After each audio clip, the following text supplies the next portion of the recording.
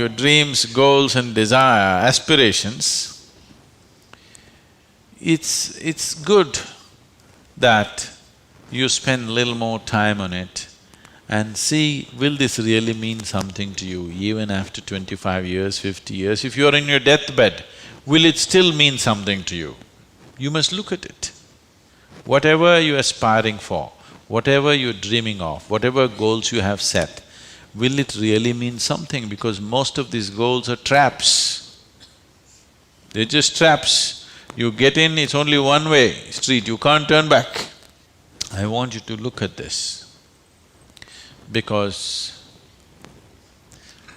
many of them are older than you. You ask them what they dreamed of at 18, they're fortunate it didn't come true.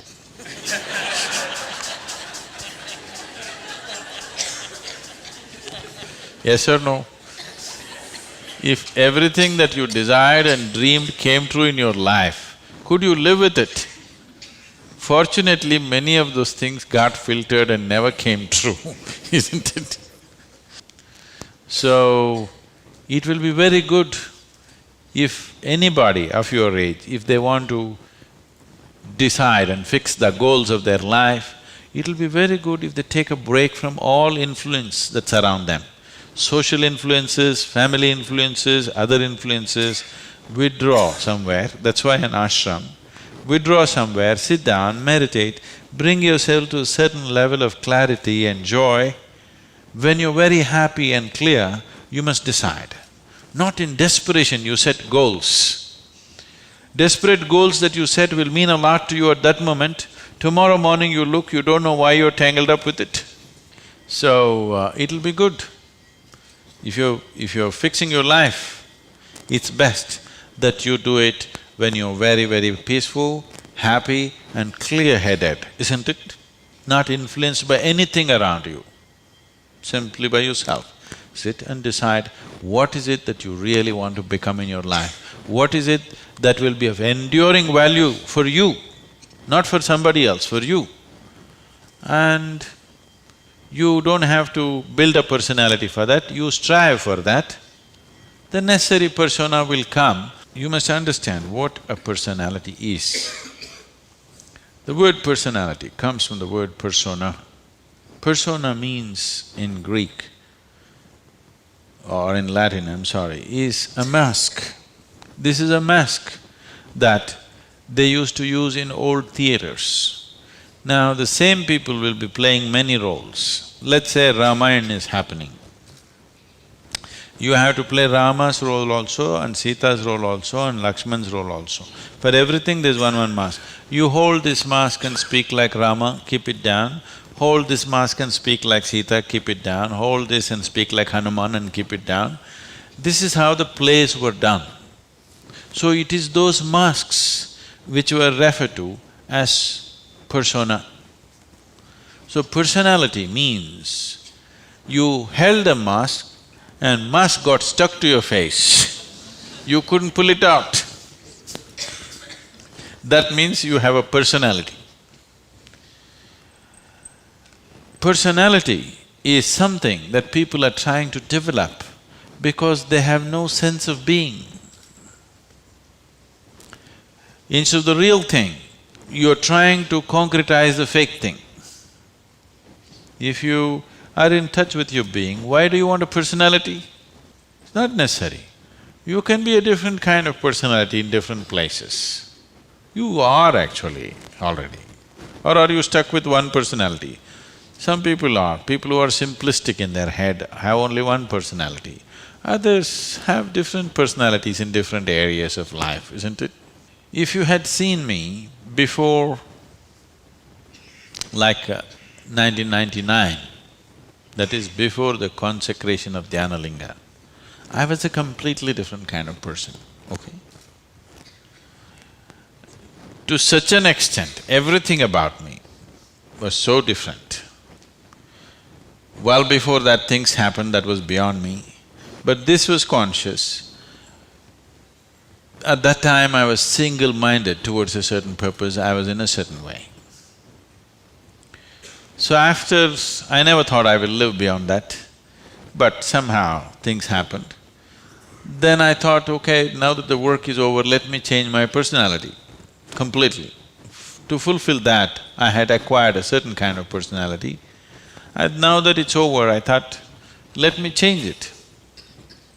And I told people around me, see, I'm going to change my personality. Don't be shocked, I'm still the same guy. They said, no problem, this. I said, just hang on, because things will change. Everything about me will change, the way I operate will change, the way I speak will change, the way I dress will change, the way I do, everything will change. They said, no problem, we know you, we love you with this. I said, that's okay, hang on tight, because when things change, people fall off. Lot of people fell off because they couldn't believe. Where is that person that they knew? That person just evaporated, you know This is a new person, they can't identify with this new person. I told them and changed. In spite of that, they fell off. So many of them. So many of them who were very dear to me and very close to me, they fell away because I changed so dramatically. And I told them I'm going to change because one phase of work is over, now it's time to change my personality. The way I look, the way I dress, the way I speak, the very way I am, everything about me. I even changed what food I like. I changed my personality, so I thought I'll change my food also. So personality is something that you have taken on, but you have become so unconscious about it that you think it's for real. You're asking how to develop, that means you're making it up, right?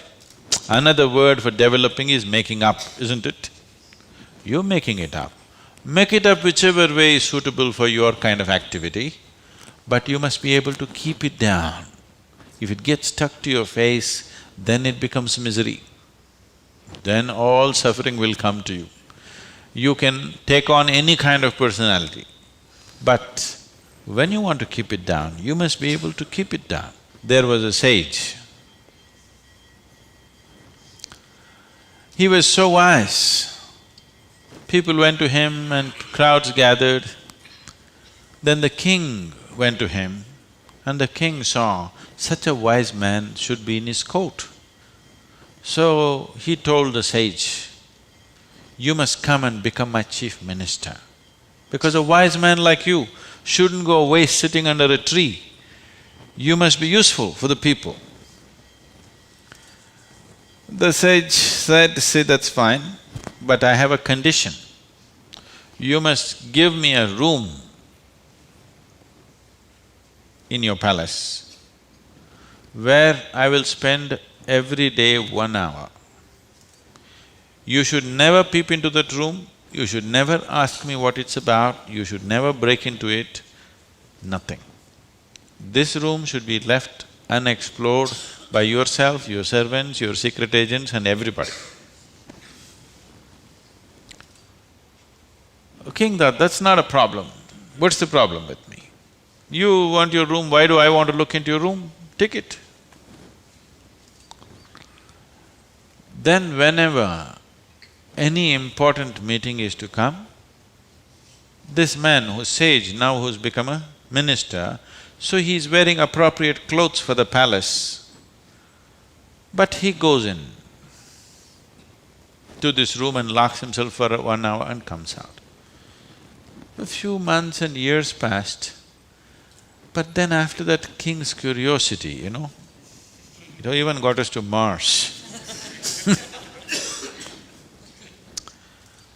He wants to know what the hell is he doing inside. So rumors started all around, oh, he's doing something, he's got somebody inside, maybe he's an enemy agent, he suddenly landed here, what is he doing there, what is he doing there? Everybody, the whole palace started buzzing around with what is he doing in this room. Everybody wants to see what's in the room, but it's always locked, he goes in, spends time there and comes out. Especially when something important is to be done, he goes in. All kinds of rumors happened. So, One day, king couldn't hold it. King asked this man, "I want to see what's in that room." He said, "Well, there's a promise you've given me. If you break the promise, I will leave." So he contained it. He doesn't want to lose the man. He's too wise. And then his other courtiers started talking, "How can you allow this? We don't know what's happening inside. It could be dangerous, it could be this, it could be that." One day when he was not there, they broke open the door and went inside. They looked around, the room is empty, no furniture, no nothing, just empty room. They looked, nothing. Then what does he do here? Then in one corner they saw very, worn out clothing hanging there and a begging bowl.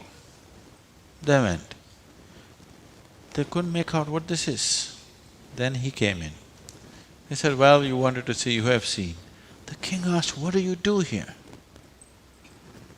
He said, "Whenever I want to make any important decision, I come here, wear my worn-out clothes and sit with a begging bowl, clearly, that I don't want to be caught up with all the things of the palace.